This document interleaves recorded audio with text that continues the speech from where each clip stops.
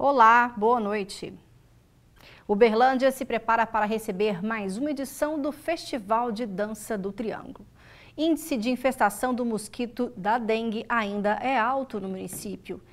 E será que há espaço para a política de centro no Brasil? O JU desta segunda-feira discute sobre o atual cenário de ideologias presentes no nosso país e reflete sobre de que forma a polarização evidente entre direita e esquerda das eleições presidenciais de 2018 ainda impacta e ganha fôlego agora com uma possível política de centro. Isso e muito mais você confere agora no Jornal da UFO.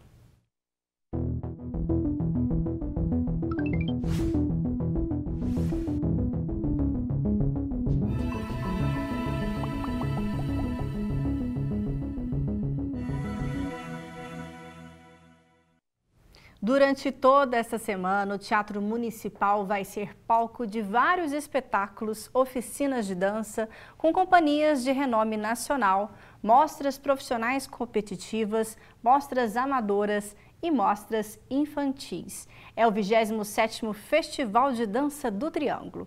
O evento começa amanhã, mas hoje, pela manhã, uma das companhias que se apresentam no festival promoveu uma oficina para dançarinos da cidade.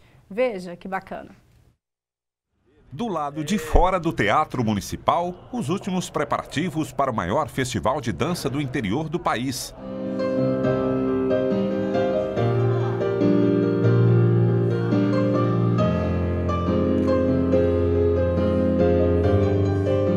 Do lado de dentro, alguns bailarinos amadores e profissionais da cidade têm a chance de desenvolver a sua arte numa oficina oferecida gratuitamente pela Soraya Felício. Essa oficina a gente trouxe para o enriquecimento profissional mesmo dos bailarinos. Enriquecimento pessoal, talvez seja melhor, né? Porque eles vão fazer uma aula de nível intermediário, que eles já fazem, mas eles vão fazer de um jeito diferente. É uma intenção diferente. Eu quero mostrar para eles que eles podem fazer o mesmo por debra de todo dia de uma forma diferente. Para o estudante Sedson, que é apaixonado pela dança, uma oportunidade única. Eu acho que é enriquecedor, né? Porque ter aula com um pessoal de outra cidade, de outro estado, é importante, porque apesar do balé ser uma cultura de muito tempo, ainda assim cada um tem seu jeito de passar, né? Então ter essa interligação dessas culturas é muito importante.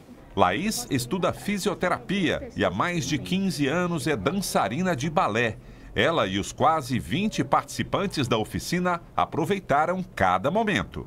Já morei em várias cidades e o evento Festival Triângulo foi o primeiro que me proporcionou esse contato com gente de fora e principalmente com o pessoal que vai apresentar de noite. E ainda vai ter por exemplo, a metade da aula vai ser a aula mesmo e depois eles vão mostrar pra gente o que vai ter no espetáculo. É um contato que a gente nunca teve, né?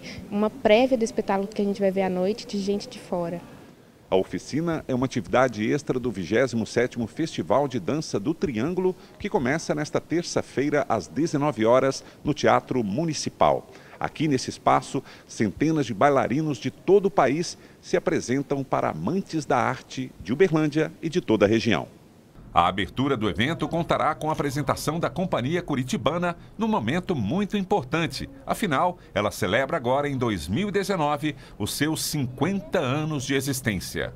É um grupo que já participou do festival e eles vieram uma satisfação muito grande para a gente. O público está esperando muito e como esse ano o tema do festival é social, nosso tema é expressões artísticas com olhar social. Eles já vêm nessa abertura com o espetáculo Carmen, que trata de feminicídio, trata desse tema tão atual na sociedade, né? O festival acontece até o próximo domingo com oficinas e diversas apresentações, todas no Teatro Municipal. A expectativa para esse ano está muito boa. Nós esperamos no total do festival cerca de 4.000 pessoas assistindo todos os dias, os 6 dias de festival. Nós vamos começar amanhã, no dia 29, com a abertura do espetáculo Carmen. Vamos até no domingo, dia 3, com o grupo Raça, espetáculo atemporal. Então, o público está convidado, é tudo gratuito. Nós teremos distribuição de ingressos na abertura e no encerramento, 1 hora antes, aqui no teatro mesmo, mas é gratuito, todos os dias, todas as atividades do festival.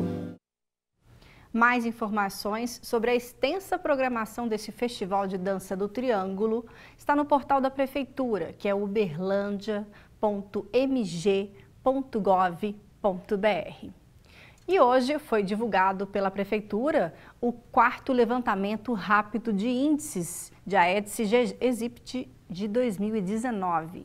Segundo o Centro de Zoonoses, 1,3% de um total de cerca de 12 mil casas pesquisadas no período apontaram foco de reprodução do mosquito transmissor da dengue, zika vírus, chikungunya e febre amarela, o que reafirma a situação de alerta, principalmente com a intensificação do período chuvoso.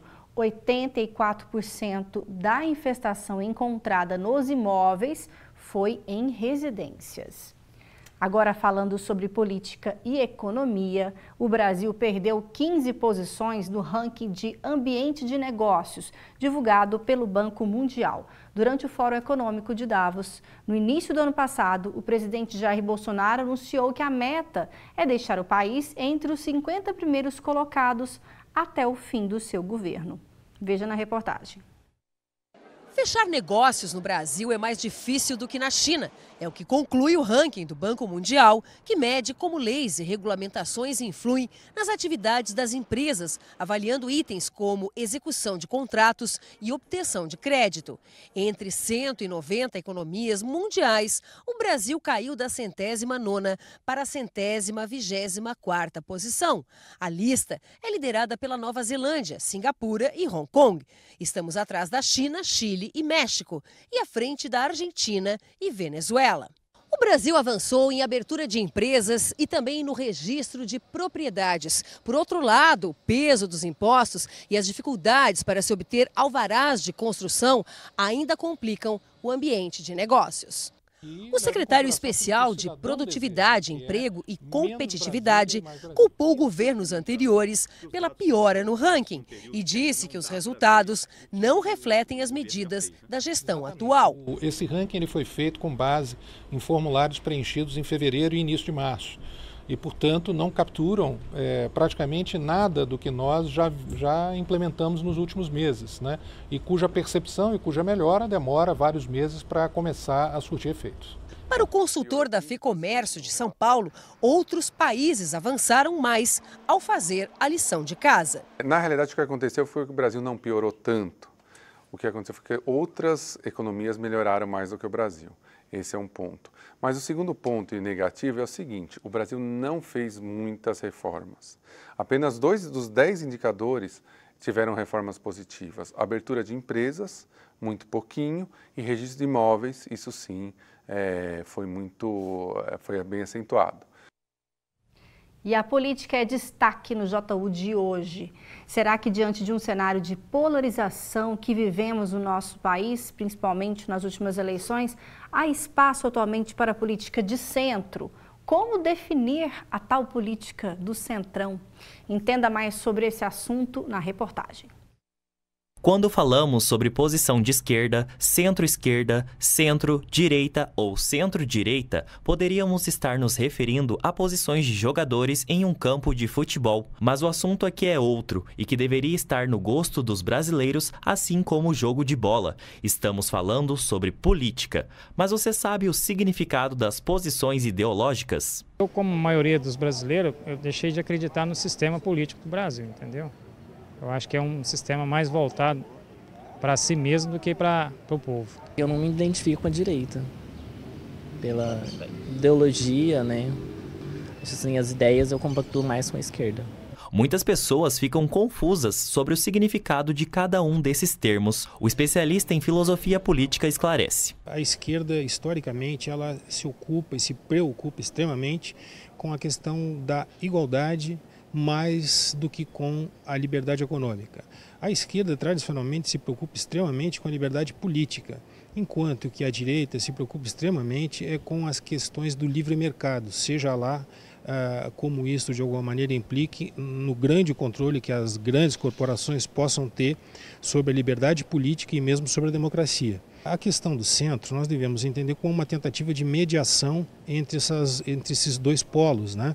Ou entre esses dois grandes interesses, de proteger o interesse da maioria da população e o de uma minoria de pessoas que detêm um grande poder econômico e instrumentalizam esse poder econômico, o utilizam para controlar a via política. Então o centro é uma tentativa de mediação. De acordo com a última pesquisa Datafolha sobre pensamento político, os brasileiros estão divididos quase igualmente entre os que se dizem de direita e os de esquerda, levando em consideração as opiniões sobre temas políticos, econômicos e sociais.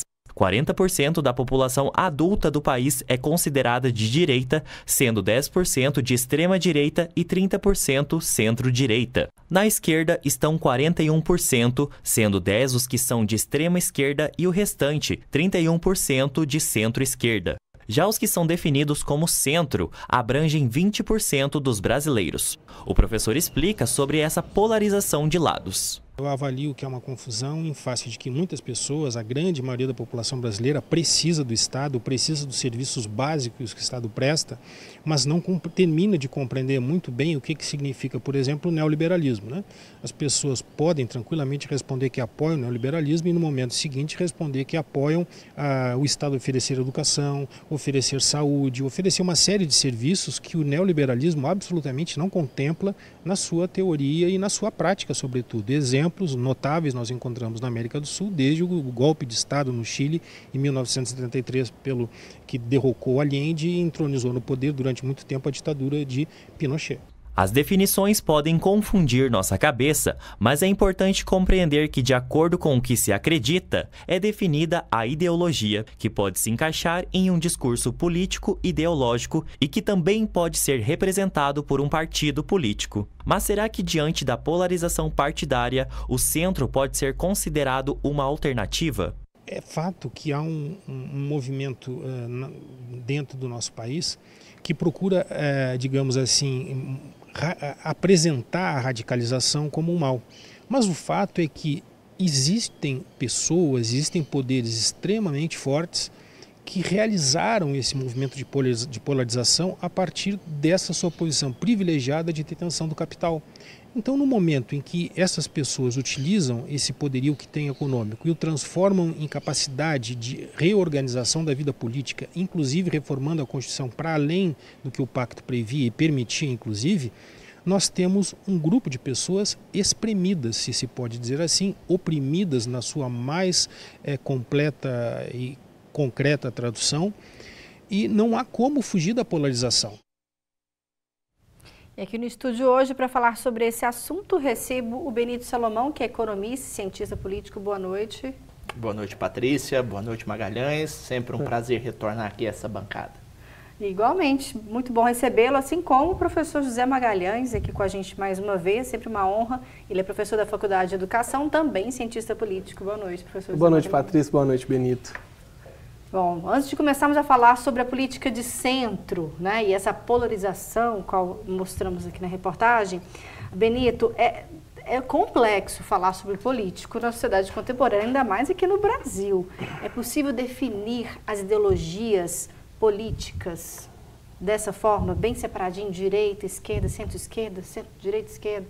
Como é que fica esse cenário? Na história, né, essa configuração de direita, esquerda e centro, ela vem do parlamento francês durante a Revolução Francesa, né? Você tinha os jacobinos, que ocupavam a esquerda do parlamento, você tinha os girondinos, que ocupavam ali a direita do parlamento, você tinha a planície, que ocupava o centro, que eram os moderados, né? Enquanto jacobinos e girondinos rivalizavam ali de forma mais radical ali sobre algumas questões ao seu tempo. Hoje no Brasil, mais do que discutir a política de centro, é importante discutir a política, né? Porque o que nós temos no Brasil é um processo de negação da política, é um processo de não debate de ideias. Então, o que é a política? O Delfim Neto nos ensina que a política é a arte de se solucionar diferenças de forma pacífica. Na ausência da política, você tem a radicalização, você tem o não reconhecimento do adversário, e aí você tem a apelação para um conjunto de instrumentos, aí até violentos. É muito bom dizer aqui que na Alemanha de 1936, quando Hitler mandou incendiar o parlamento alemão e colocou a culpa nos comunistas, né, para criar aquela narrativa toda, 8 a cada 10 alemães tocavam algum tipo de instrumento ou liam partituras de música. Então era um povo extremamente alfabetizado, extremamente preparado intelectualmente, e eles não escaparam dessa armadilha da radicalização política, do diálogo da boa política. Então estamos aqui, eu, professor Magalhães, certamente aqui com diferenças no espectro ideológico, né, mas também com convergências, por que não? E podemos travar aqui, né, como já travamos em outras oportunidades, debates sobre temas de interesse da nação. Isso é política. Agora, política de centro, de direita ou de esquerda, é muito difícil identificar no Brasil hoje. Por quê? Você pode ter uma pessoa que se considera, né, como muitos hoje no Brasil se consideram de direita, mas na pauta moral da direita.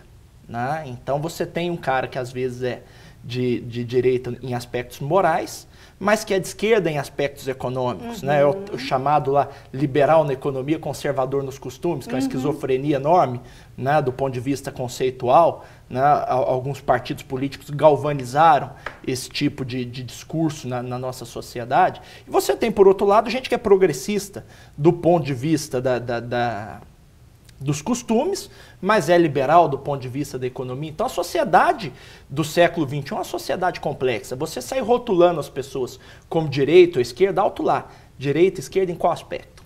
Boa pergunta. E aí eu passo a bola agora para o professor José Magalhães, porque diante desse direita e esquerda, esse cenário de polarização, porque atualmente se você faz algum comentário contra o atual governo, já às vezes te rotula, mas você é de esquerda, já faz esse questionamento, né? Como se fosse algo para as pessoas se encaixarem dentro de uma ideologia política.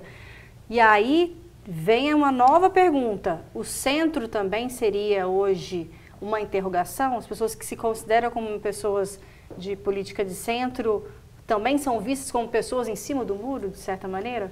A questão é que o centro, ele não galvaniza a energia e as paixões. Isso é uma coisa que a gente pode estabelecer. O centro não faz com que as pessoas se apaixonem por uma causa, se apaixonem por um determinado viés. Então o centro fica parecendo um pouco amorfo, porque o centro ele pode fazer as escolhas dentro dos valores que estão dispostos no cardápio da direita e da esquerda. O professor Roberto Bueno disse aí, existe no espectro ideológico, você tem lá a esquerda que se preocupa mais com a igualdade e a direita que se preocupa mais com a liberdade em sentido muitíssimo amplo, vamos dizer assim. Nesse cardápio, as pessoas em algum momento também da direita vão se preocupar com a igualdade e as pessoas da esquerda em algum momento também vão se preocupar com a liberdade, de tal maneira que no fundo, nós temos princípios parecidos, só que a hierarquia desses princípios é que são muito diferentes. E aí a luta por essa hierarquia, então o que a gente vai fazer primeiro?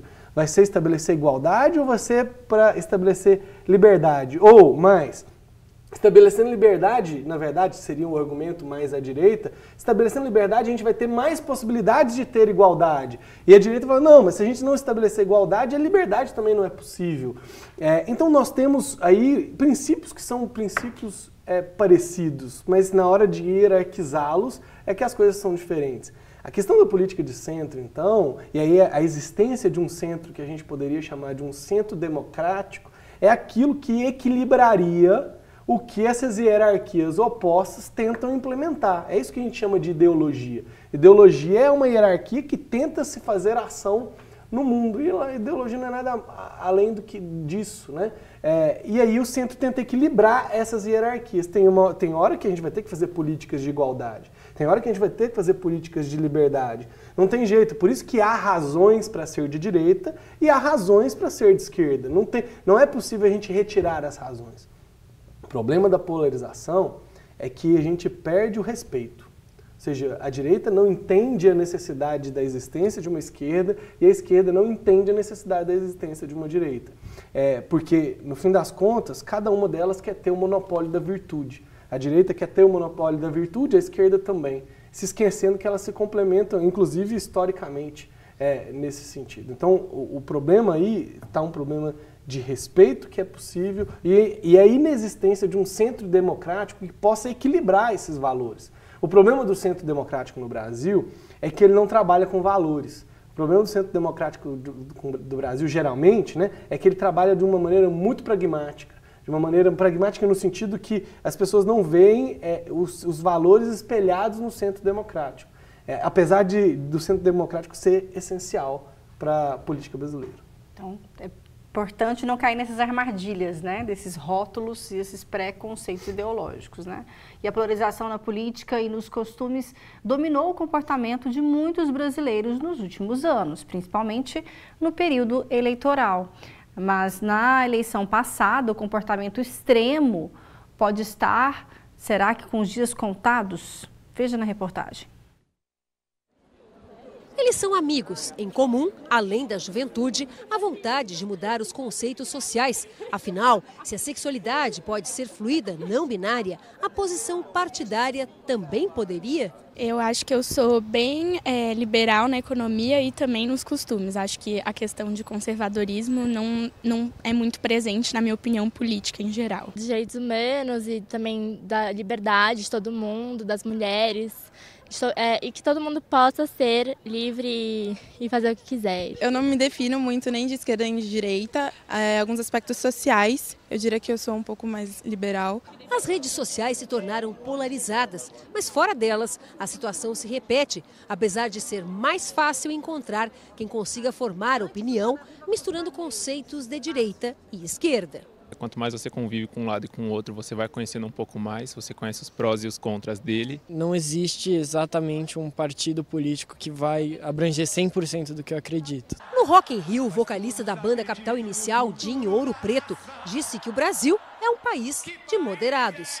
Quando eu falo em moderação, eu acredito que o Brasil é majoritariamente um país de centro. O Brasil não está dividido entre a extrema-direita e a extrema-esquerda. Não é verdade, não é um fato. Na história do Brasil, sempre houve polarização na política. Republicanos versus monarquistas, Arena e MDB. Mais recentemente, PSDB e PT. E agora um presidente que defende pautas de direita, conservadoras nos costumes, liberais na economia. Apesar desse comportamento binário, a democracia brasileira sempre garantiu espaço para quem não se encaixa nos extremos. Durante o evento do jornal O Estado de São Paulo, o ex-presidente Fernando Henrique Cardoso disse que o chamado Centro Democrático precisa começar a se movimentar rapidamente. O presidente da Câmara, Rodrigo Maia, destacou a importância do novo grupo político. Para ambos, o Brasil cansou da polarização. Para o sociólogo, os discursos mais radicais estão com os dias contados. Um discurso que separa, que segrega e muitas vezes uma política constituída nas redes sociais por meio do ódio não consegue perdurar por muito tempo. Então nós vamos ver qual é o fôlego disso. A sociedade mudou. Há que se voltar para o momento de normalidade, porque a vida segue. Benito Salomão, e agora quero te ouvir. Então, essa articulação dos partidos de centro, como é que você vê nesse sentido esses extremos, né? Como na reportagem diz, estão com os dias contados, você acha? Talvez. Eu creio que os ânimos eles estão se arrefecendo aqui a partir da convulsão de episódios de extremismo no Brasil que se sucederam desde 2013. Então, nós temos que levar isso como uma sequência, né, desde as primeiras manifestações lá pelo não reajuste da tarifa de ônibus em São Paulo, que ganhou contornos nacionais, a eleição de 2014... E que uniu o país, né? Independente naquela época era bem apartidário, uniu para né, segregar depois, né? É uma coisa... Foi um episódio ainda a ser interpretado. E em seguida nós tivemos a eleição de 2014 já num nível muito baixo, né?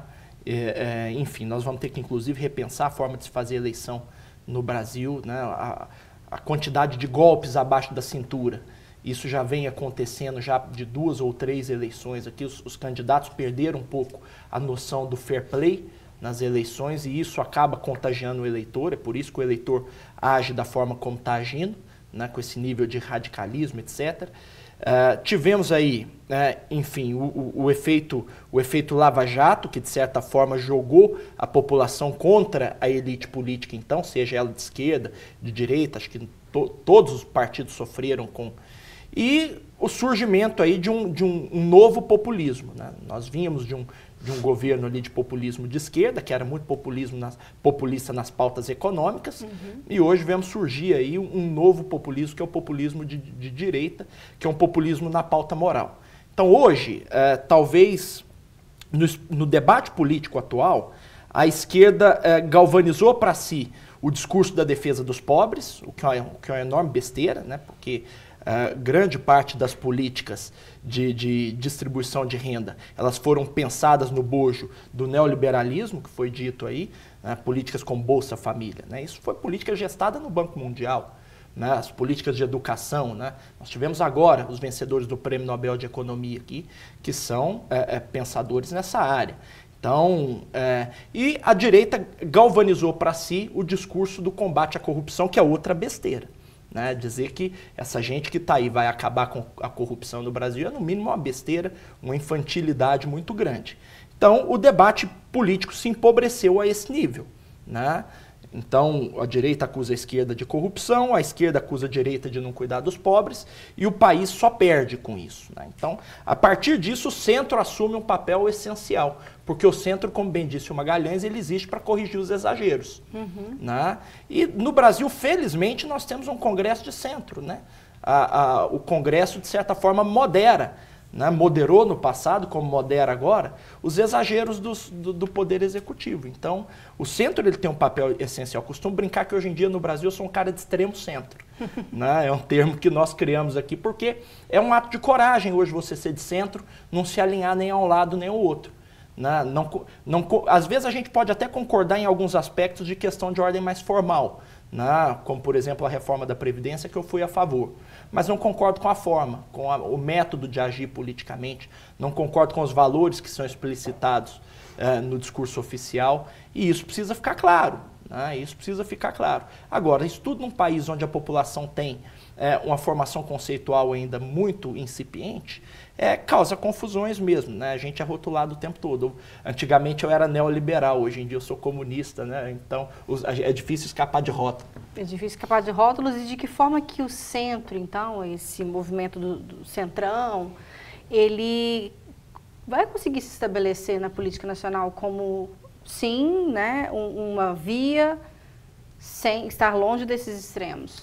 Assim, na concretude, né, da situação da política nacional brasileira, o que a gente vê, por exemplo, através da atuação do Rodrigo Maia, que se a gente fosse analisar do ponto de vista da ciência política, um cara de centro-direita, né, é porque falta agenda ao governo federal, né, ao poder executivo. E não há vácuo no poder. E quando um poder deixa de agir dentro daquilo que é o seu escopo, alguém ocupa esse vácuo. Né? E no caso é isso que o Rodrigo Maia está realizando. Ele está ocupando um vácuo de poder de uma maneira muito discreta, muito estratégica, para poder implementar a sua agenda.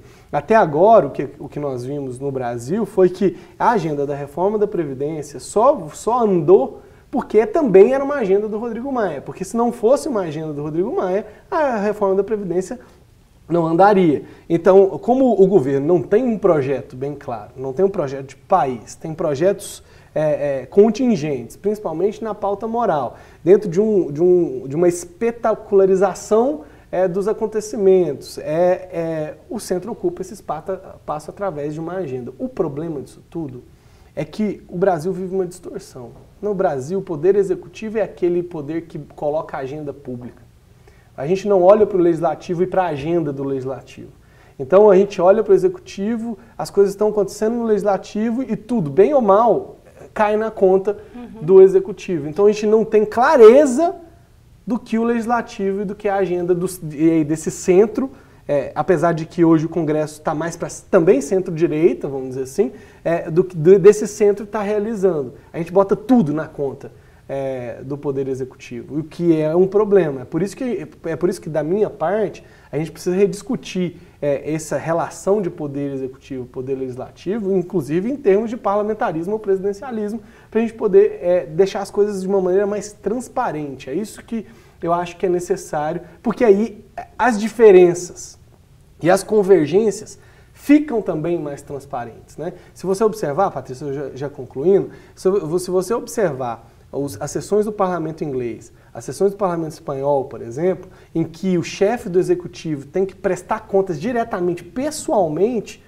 no parlamento, as convergências precisam ser feitas de uma maneira pública. Não é que nem no Brasil, que um dá um recado de lá, outro dá um recado de cá, e aí então a gente consegue ver as convergências acontecendo. Porque quando elas são feitas de um lado ou de outro, só aparecem os polos, não aparece o momento de convergência. É que nem assim, o casal que briga na frente dos filhos, mas aí reconcilia dentro do quarto e os filhos não vê reconciliando. É mais ou menos isso que acontece no Brasil. Bom, eu já sugeri outro tema, então, para o nosso JU, né, que seria a gente discutir a monarquia, presidencialismo e parlamentarismo. Lembrei quando o presidente Bolsonaro disse que não gostaria de ser a Rainha Elizabeth, né? Então, monarquia já está fora de cogitação. Quem sabe, então, o parlamentarismo. Bom, brincando, mas agora é hora de ver como fica a previsão do tempo para esta terça-feira em Uberlândia e região.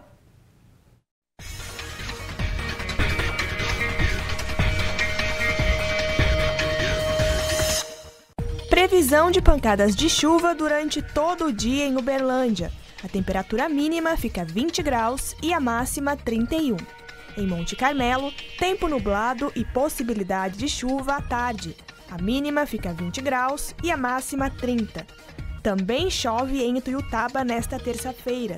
Por lá, os termômetros devem marcar entre 21 e 35 graus. Sol entre nuvens e pancadas de chuva em Patos de Minas.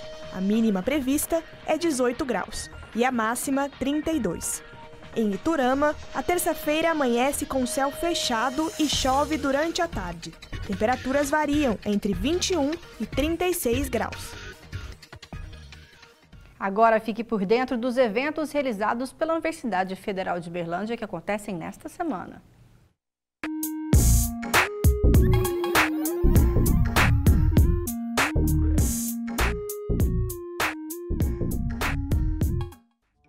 Olá pessoal, tudo bem? Confira agora os eventos da última semana de outubro. Amanhã, o programa de pós-graduação em Estudos Literários da UFO realiza o 13º Seminário em Pesquisa em Literatura. O evento pretende problematizar as produções desenvolvidas dentro da UFO. O seminário acontece no Bloco 5R, no campus Santa Mônica. O Vem Pra UFO deste ano tem início na quinta-feira. O evento é uma feira de profissões que dá aos alunos do ensino médio a oportunidade de conhecerem os cursos que a universidade oferece. O Vem Pra UFO acontece na quinta e na sexta-feira no campus Santa Mônica. E na sexta-feira vai ser realizado o 4º simpósio do Dia Mundial do AVC. O evento conta com palestrantes das mais diversas especialidades, como psicologia, educação física, medicina e muito mais. O simpósio vai ser realizado no campus Umarama, entre sexta e sábado. Eu fico por aqui, na próxima semana eu volto com mais dicas de eventos para você. Até mais!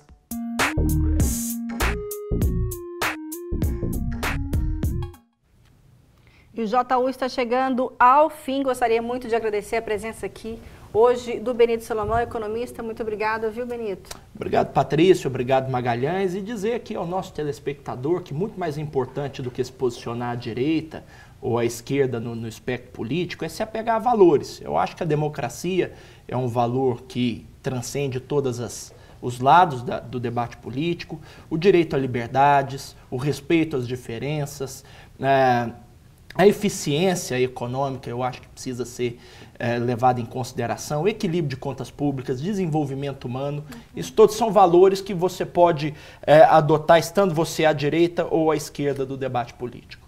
Muito obrigada pela sua reflexão com a gente aqui hoje, viu, Benito? Também quero agradecer muito a participação hoje do professor José Magalhães. Obrigada também. Obrigado, Patrícia. Obrigado, Benito. Lembrando, já nessa toada, que existem governos bons de direita e governos bons de esquerda. Bons à direita, por exemplo, Angela Merkel, bons à esquerda em Portugal. Existem governos terríveis de direita também, como o Macri na Argentina, como terríveis à esquerda também, como o Maduro na Venezuela. Então aí não existe um monopólio da eficiência, da qualidade no espectro político. Eles podem acontecer coisas boas e ruins em qualquer lado, inclusive no centro. Muito bom. Bom, o JU de hoje chega ao fim e logo mais às 10 horas da noite no Roda Viva recebe o professor e cientista Carlos Nobre, um dos maiores especialistas em meio ambiente no país. Então o debate está imperdível. E a você agradeço mais uma vez pela audiência. Tenha uma excelente noite e eu te espero amanhã. Tchau.